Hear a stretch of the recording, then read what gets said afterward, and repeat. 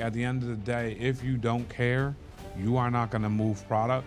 If you are not listening, you're not going to solve solutions. Is he a salesperson? Yes. Is he a slick salesperson? No. The tighter the niche, the more you become an expert, the more value you bring to the marketplace. No one's going to take you serious if you're not the real deal. The reality is, salesperson is the title of someone who sells things to people. Sales is a lot deeper than just the word sales. It is absolutely 100%.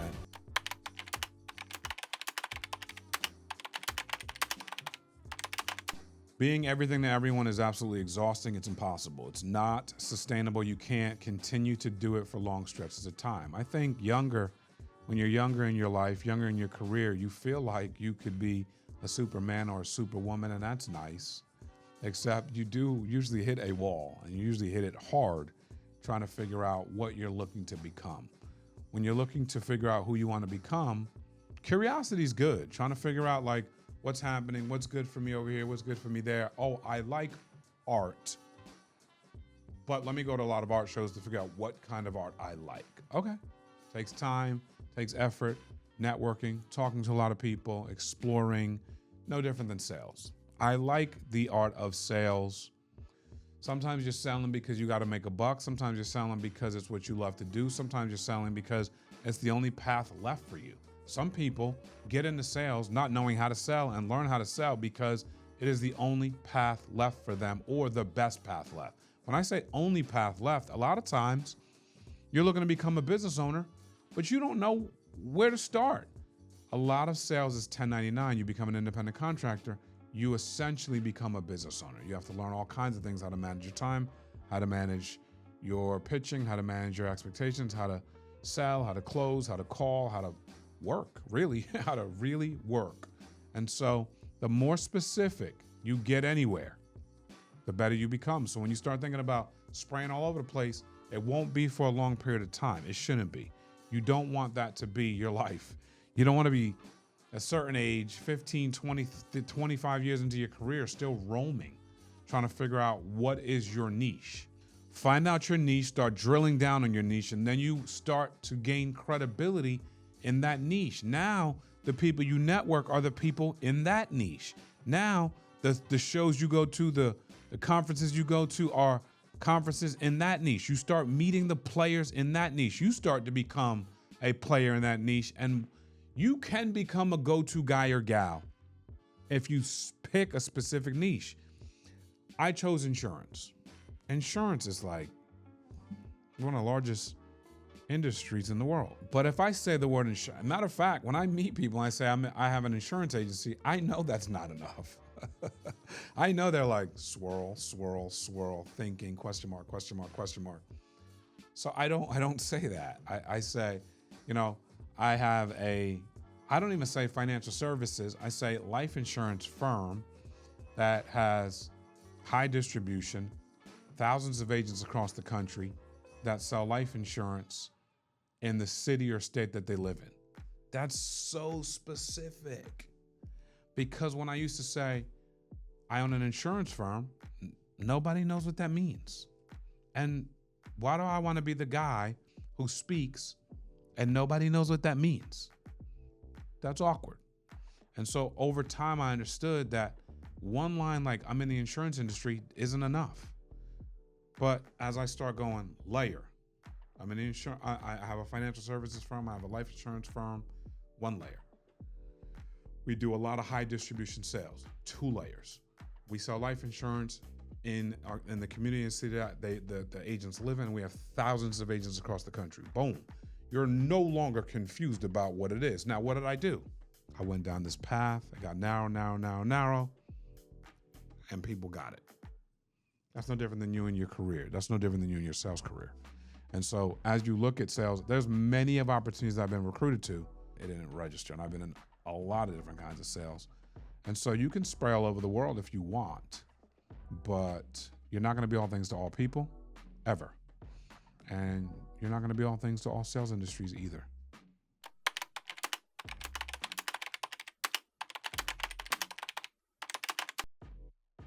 If you want to go from real estate sales, I sell real estate. Okay.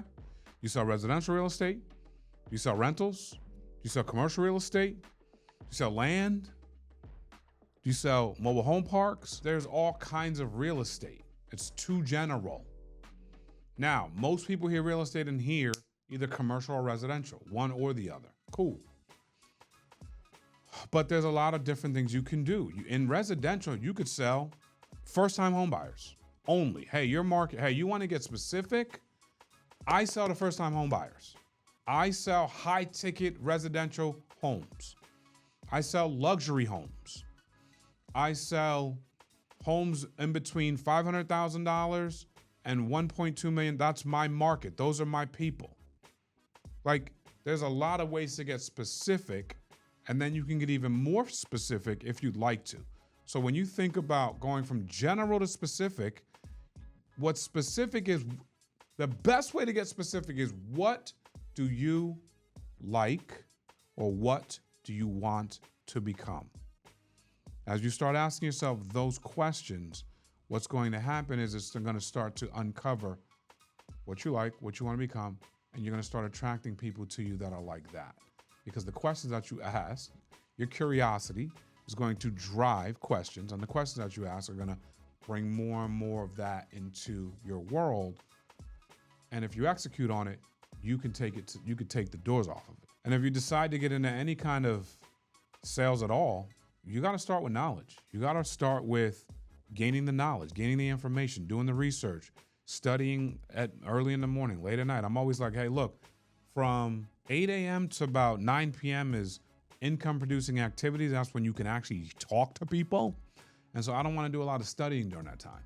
I do want to study early in the morning, late at night. Now, again, highest paid, lowest paid, because that's too many hours.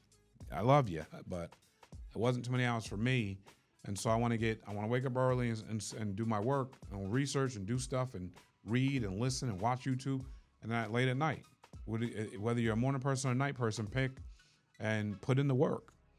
As you get the knowledge, the skills are going to, knowledge plus work equals skills.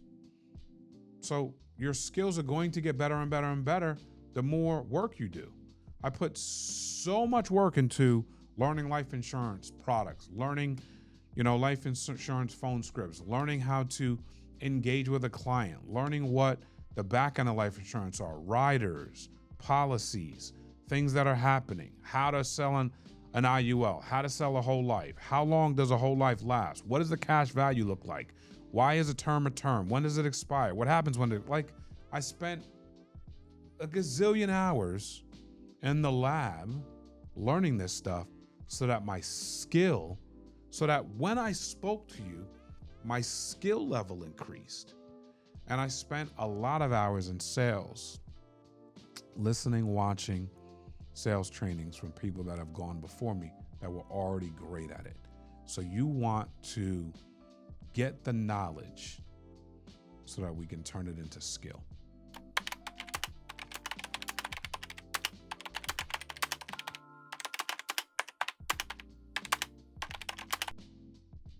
So when I think of the title salesperson, I want to remove the perception that this is someone who just, is out to sell something. I think too many times that becomes the connotation.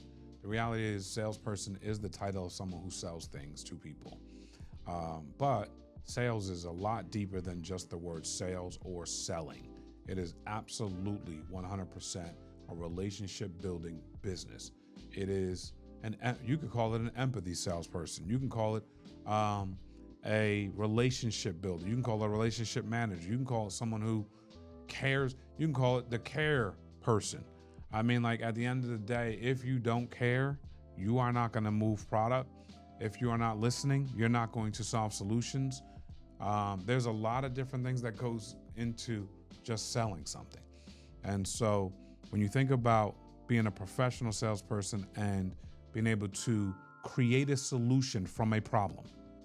We're not creating a problem to then create a solution. We're creating a solution from a problem that already exists. There's a problem, and now I have to build the solution by listening to what your issue is with the problem. If there's no problem, I have no business being there. I have no business communicating. And that's what relationship building is. Why are we even building this relationship? Because there's a problem. And now, it might be a problem that might not be, the problem doesn't have to be glaring. It doesn't have to be 911 red alert problem. It just needs to be something that is in the air, something that could exist, something that is maybe a problem. The problem could be something that could exist in the future. It could be something that, listen, if I don't cut my grass, who cares? Is that a problem? Maybe. Who solves the solution? Landscapers solve the solution. Are they selling? You better believe it. But how are they going to sell without creating a relationship?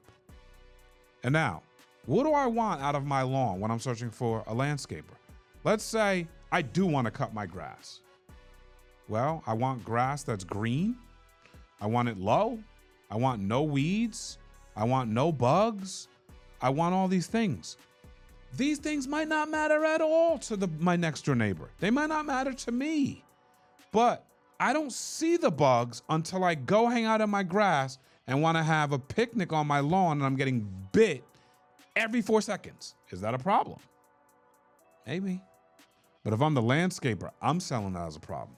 Because what do I want you to experience? If I care about cutting lawns and making lawns look beautiful and making yards that people can enjoy, what do I want you to experience?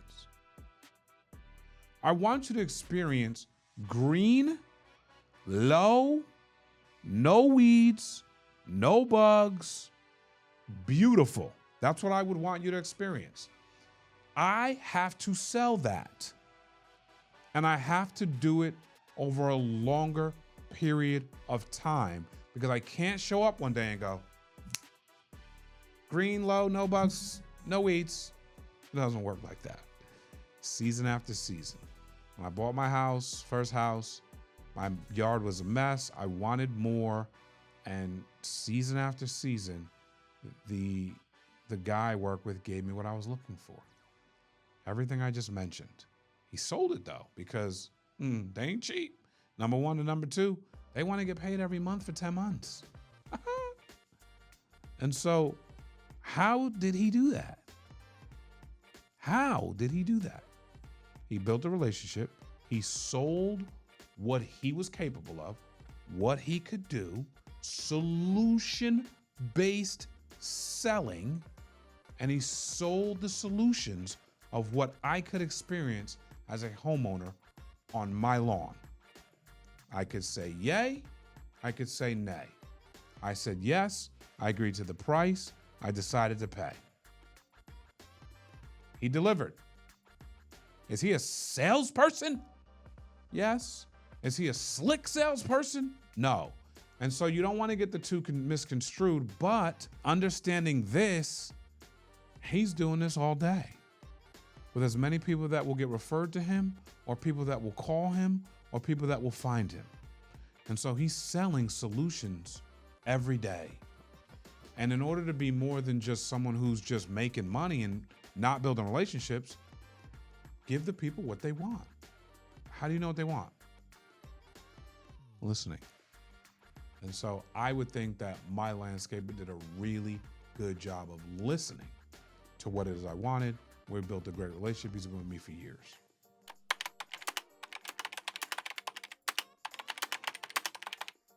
I think it's critical. Personal branding is now the delta to success for anyone in any industry. Matter of fact, when I watch Shark Tank and someone's got a product to sell and they're D2C, but they don't have a huge following, every single shark to a man or a woman says, you need to get this thing out on socials. You need to get this thing out on TikTok. You need to get this thing out on Instagram. I think that if you are not the personal brand of what it is you sell, you're at a huge disadvantage. I don't care if you're selling in a niche marketplace or if you're selling to the globe or if you're selling to the nation, wherever you live. I think that in the path of personal branding, you are basically saying, hey, I'm going to become a spokesperson. I'm going to sell myself so that people know what it is I do, so that people know where to find me, so that people know what it is that I sell and how to get it from me. I think when I think of real estate, I think of Ryan Serhant, who is huge. I mean, if I, like his personal brand's so big, I think he's the most successful broker in New York. I don't, that might not be true, but it certainly feels true because he's everywhere. And so he started the show, the $1 Million Listing New York. Then he started his own firm called Serhant. He stopped doing the show and is branding all over the place. But the TV show definitely helped him. But how do you get into 9-figure complexes and be the sole realtor to sell a 9-figure complex? Branding. No one's gonna take you serious if you're not the real deal. There's not a construction builder in the world that would hire you to sell a 9-figure complex if you weren't the real deal. How do they know if you're the real deal or not? Branding. And so your personal brand and how you approach your product using socials to deliver to the marketplace what it is you have, whether it's your own business or whether it's a product that you're selling for another company, or if it's a product that if it's a niche market sale of a product that you're in. I know guys who in the car business who sell cars at a specific location that are personal branding. So that means, hey, my car place is in Cranford, New Jersey. And in Cranford, New Jersey, I'm the mayor of cars. Okay, that's personal branding. And so people in Cranford, New Jersey come to this car place to find you. That's what you want in sales. And I don't care if you're doing it globally, nationally, in your county, town, or in your zip code. You have the ability to personal brand and crush your industry. You want to be in the business of value-based selling. It doesn't matter what market or what industry you select. You want to sell value. When value goes up, people tend to take money out of their pocket and allow it to exchange hands. When money exchanges hands, you've got yourself a deal. And that only typically happens when you're selling value. So as you decide the industry, as you decide the market, as you decide the niche inside the market, just know that the overarching thing here is not the industry, it's value-based selling. And so you want to position yourself where you're selling value to your clients, where you're helping them understand the value of what it is you bring to the table. That's twofold. Sometimes the value is in the product, but the value is always in you. So you have two different value props, because me as a value-based salesperson, I want to sell me. I want to sell how valuable I am. I want to sell how timely I am. I want to sell how I'm going to deliver. I want to sell how I'm going to under-promise and over-deliver. I want to sell timelines. I want to be right about that. I want to sell the product. I want to sell what the product does. I want to sell the service and how exceptional my service is. Why would I go to one restaurant over the other? For me, service. When I geek out over a restaurant, the service is acceptable. I can't say it without smiling.